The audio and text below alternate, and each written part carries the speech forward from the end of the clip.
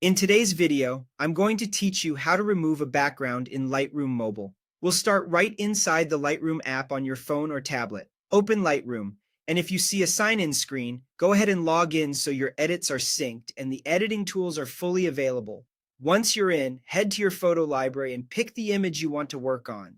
A high contrast subject against a simple background will give the cleanest result, but this method works surprisingly well even with busy scenes. With the photo open, look along the bottom toolbar and tap Masking. It's the dotted circle icon. This opens the masking panel where you can target specific areas of your image. Next, tap the blue plus button and choose Select Subject. Lightroom will scan the photo and automatically find the main person or object.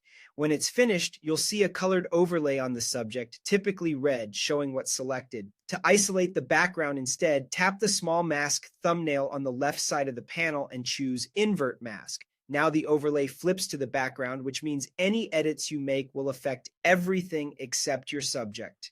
If the selection misses tiny edges, don't worry, you can refine later with the add or subtract options, but for most photos, the automatic selection is spot on.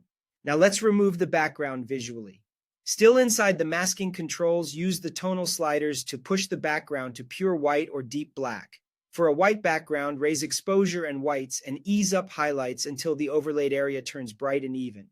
For a black background, lower exposure, reduce blacks, and pull down highlights and shadows to deepen the tones. Adjust contrast for extra punch, and if color spills are distracting, reduce saturation a touch. Keep an eye on your subject's edges. A little feather or density adjustment within the mask can soften transitions and prevent halos.